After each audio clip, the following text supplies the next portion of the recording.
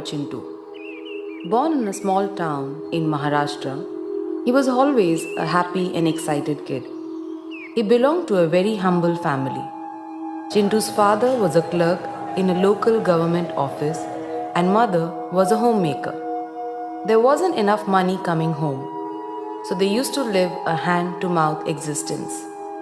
There was nothing much to do or aspire for in a small town. But as a child, Chintu felt he had everything. Though there was no real playground, the entire town was a playground for him and his friends. They played cricket with a bat made from a wooden plank. If not a wooden plank, then anything that could stop the ball turned into the cricket bat for that moment. Footwear was a luxury, so he used to play with naked feet for the whole day because slippers were only meant for school. The concept of buying toys was unheard of. A broken radio, old vessels, bicycle tires, pebbles, street dogs, cats, anything and everything around him became a toy for him. As a kid, he never felt that he's compromising anywhere because that's how the entire neighborhood was living their life. But as he was growing from a kid to a boy, he began realizing a few things along the way. Chintu used to run for miles wearing nothing in his feet. The mud under his feet was so soft that he never felt that he's running without slippers.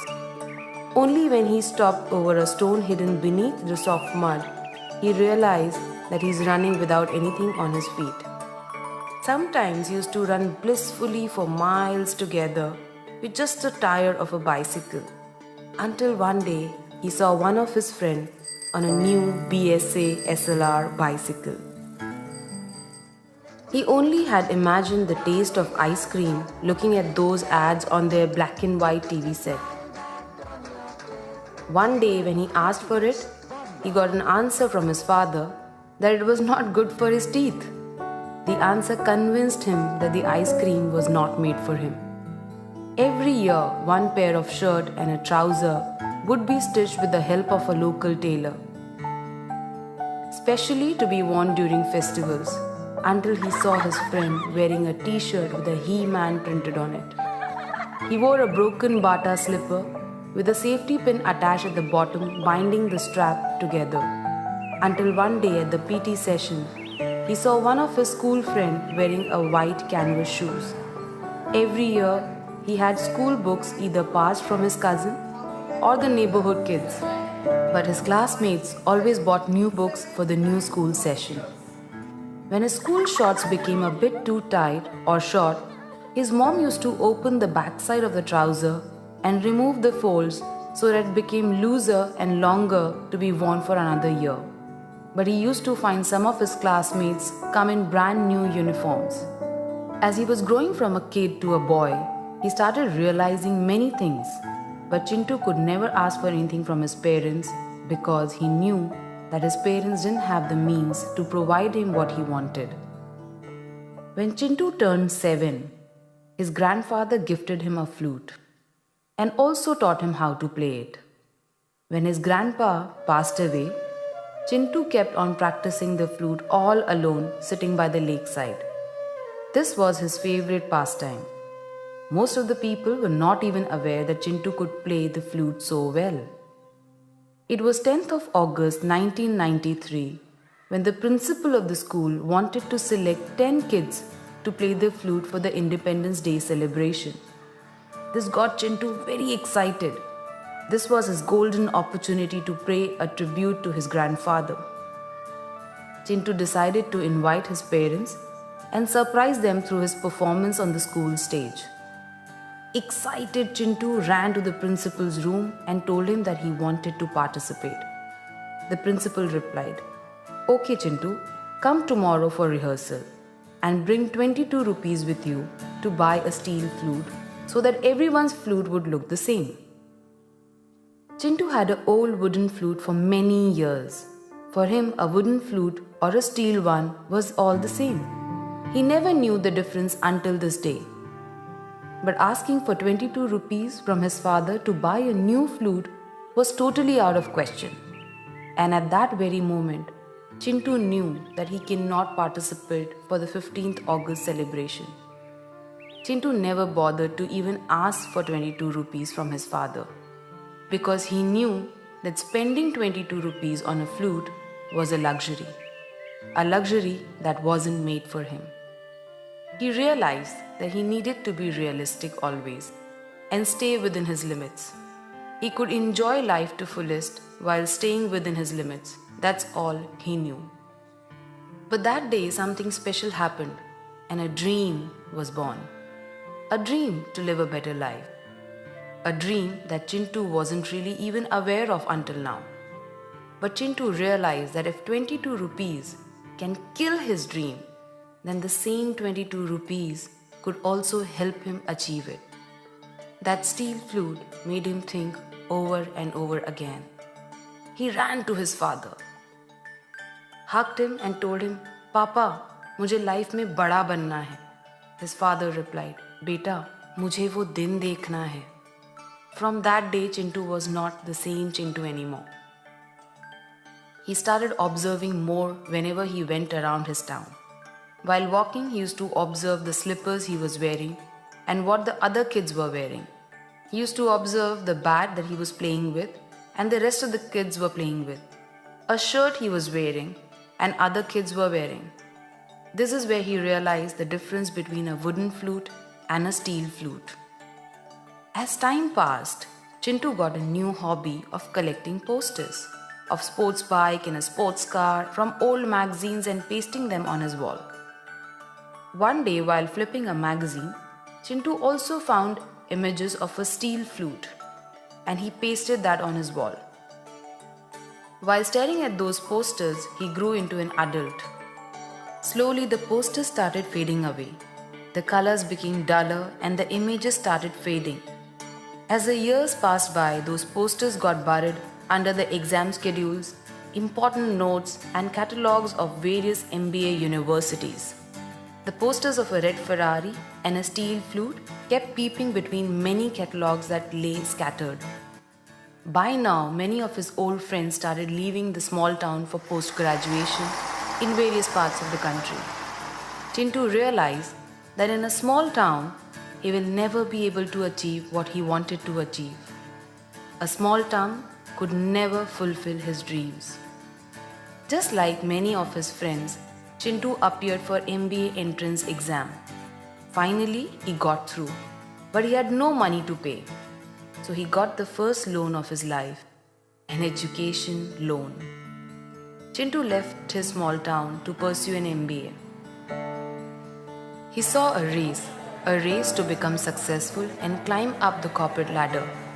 All he heard was name of big MNCs and the flattering designations like CEO, CFO, VP, etc. This is where he learned that to build wealth, you need to build a career. And he started believing that a degree of MBA will change his life. Now time came for the campus placement, for his job interviews. He borrowed a jacket, shoes and a tie. When he wore those clothes for the first time in his life, he felt that his life is finally changing. That tie looked so good on him. He took picture and sent it to his parents. He believed that this tie had the power to change his life forever. Chintu got a job. He passed through the interview of a big MNC in Mumbai and was offered a salary of whopping 22,000 rupees. The first thing that Chintu did was to call up his parents.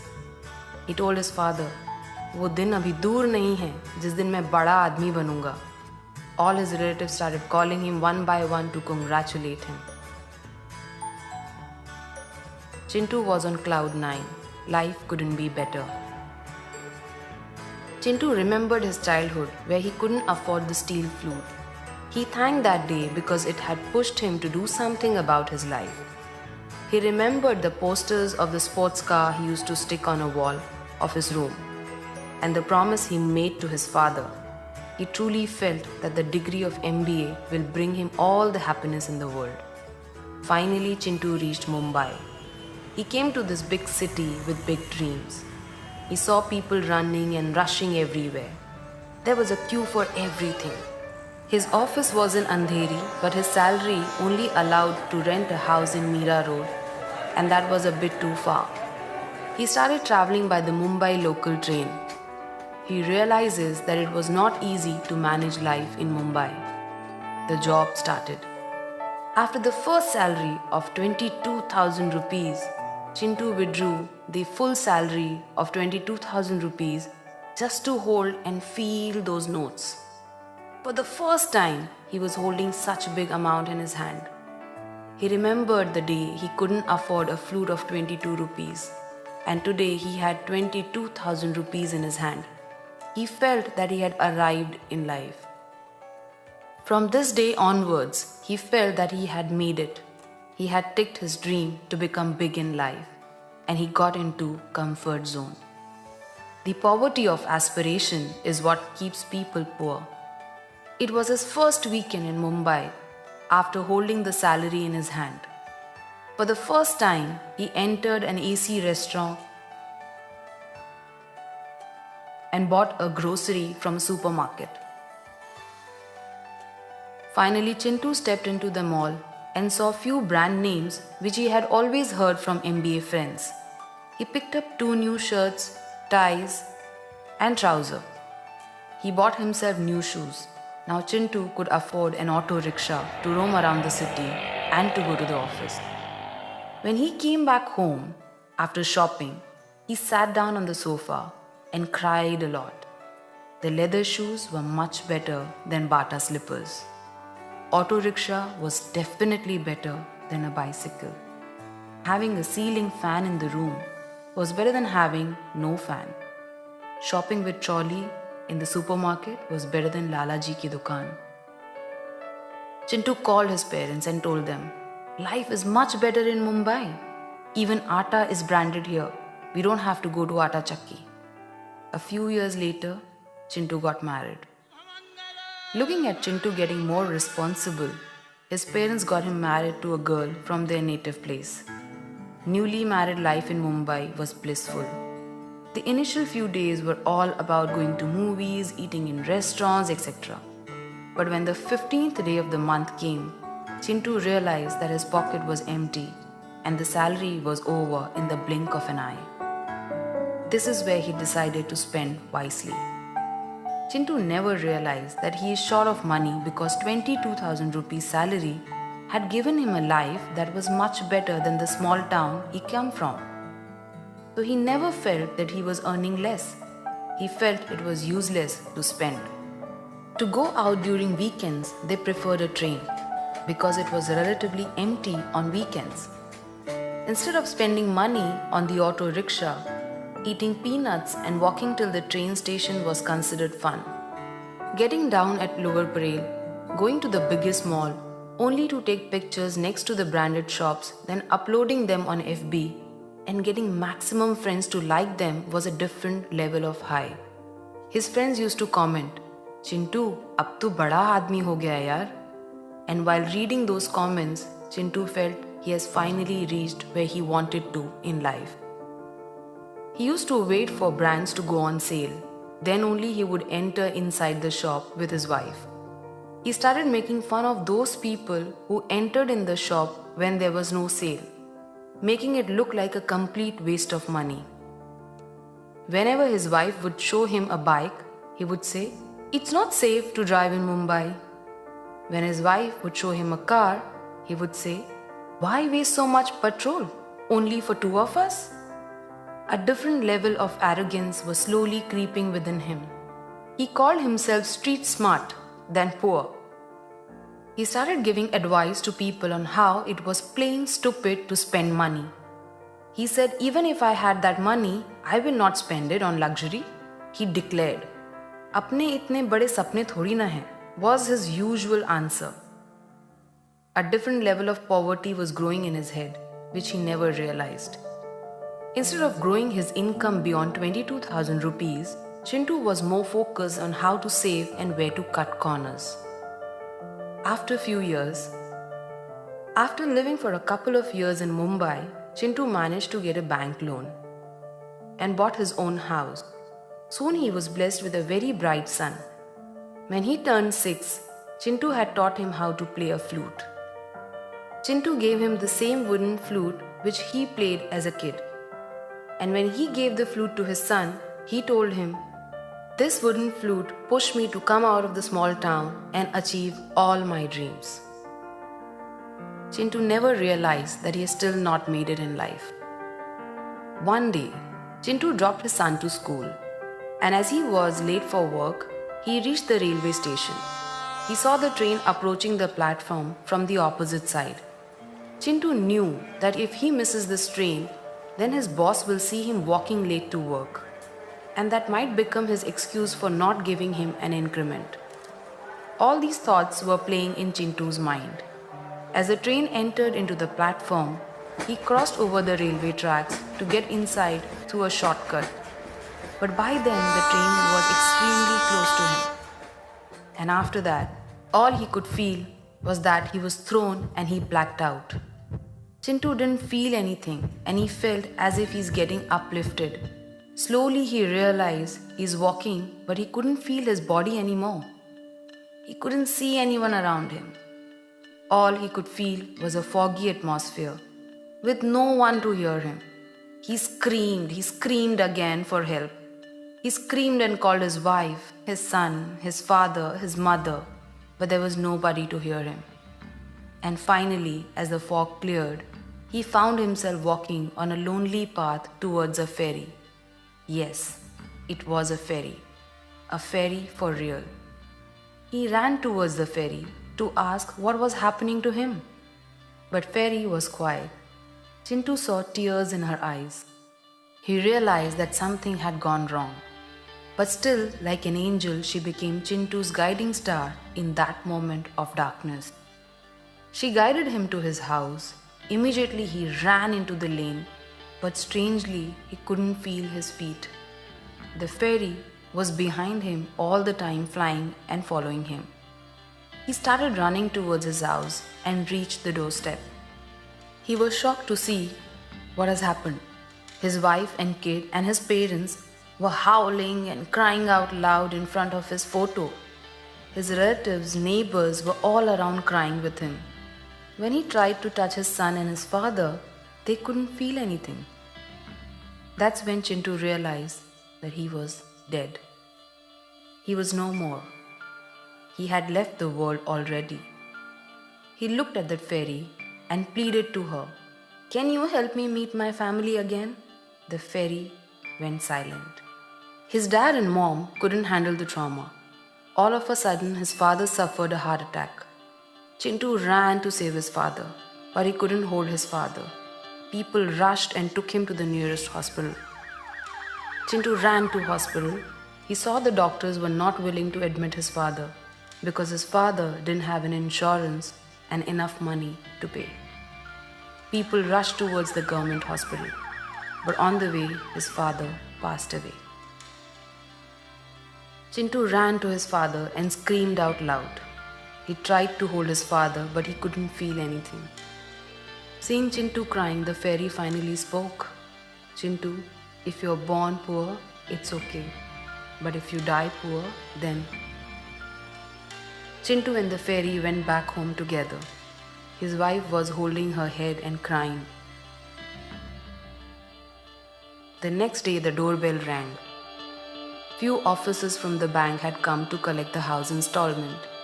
Chintu's wife looked into the bank account and she had hardly some money left. Chintu's salary of that month had not been credited. The bank officers gave her only 1 week to empty the apartment. Chintu saw this happening in front of him. Chintu felt helpless and tears rolled down his eyes. His belief in his job and monthly salary had costed him his life and his family's life too. He saw overnight how his wife had to relocate to the nearest chawl. She rented one room with a common toilet and continued her life in Mumbai just to keep her son's education going. Next day, she visited the bank and claimed Chintu's bank account and found there's hardly some money left in his bank. That money was not even enough to pay her son's education in a city like Mumbai. Then his wife decided to take up a job. but with her monthly salary of 5,000, she could pay only the rent of the house and the monthly grocery. She couldn't afford to pay the school fees. Eventually, Chintu's son was removed from the school for not paying his fees on time. That was the darkest day for Chintu. He remembered his wife's word, "Chintu, our bank balance is hand to mouth. We have still not earned enough money for ourselves." Chintu realized for the first time why earning money was so important, but it was too late. Chintu opened a wooden shelf in his house, touched the wooden flute, and told the fairy, "I wish I wouldn't have stopped dreaming." Now Chintu's wife and her son had to move back to the same house where Chintu was born and spend his entire childhood. His wife got her son admitted in the same school where Chintu had studied. Chintu saw his son going back to the same school and living the same life which he had lived years ago.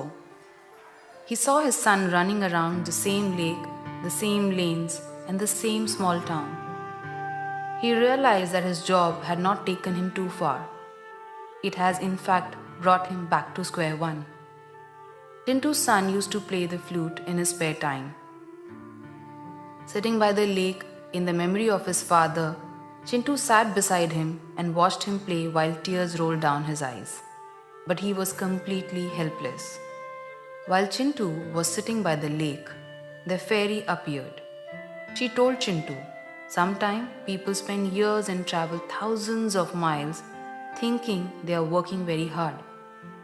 And they feel they have done enough for their families. But they are actually running only in circles and often realizes it when it is too late." One day, Chintu's son was playing the flute sitting on the steps of the school premises. His teacher, who was passing by, noticed him. He told him, "You play the flute so well. Why don't you participate in the 15th August celebration?" Chintu's son was very excited to hear this. But then the teacher said, "The flute you have is very old. Get a new steel flute or bring 200 rupees. I'll buy you a new one."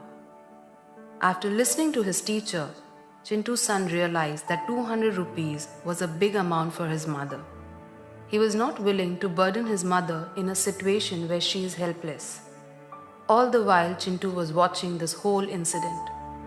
Chintu's son ran home, hugged his mother and cried a lot. He told his mother, "Mummy, मुझे life में बड़ा बनना है." Even his mother told him only one thing, "बेटा, मुझे वो दिन देखना है." Life had taken full circle. Chintu realized that he was only one step away from going back the same point where he had started his journey. Chintu screamed out loud, but there was no one to hear him except a fairy. The fairy went to Chintu and told him, "Chintu, you have realized that there is a big difference between owning a wooden flute and a steel flute. There is a difference between living in a house in Mumbai and owning a good house in Mumbai. There is a difference between driving a car and driving a luxury car. The difference is either you have control over life or let life and situation control you." Saying this, the fairy held Chintu's hand and placed a steel flute and told Chintu, "It's time to wake up." As soon as Chintu touched the steel flute, all of a sudden he could now feel his body. He could hear noise around him. From the noise, he heard someone calling him, "Papa, Papa, wake up! Papa, Papa, utho na!" Chintu could recognize that it was his son's voice. He opened his eyes and found himself in a hospital. He realized that he was actually alive. He had fainted with the shock of a train coming close to him. Chintu got his life back, but he had woken up for life.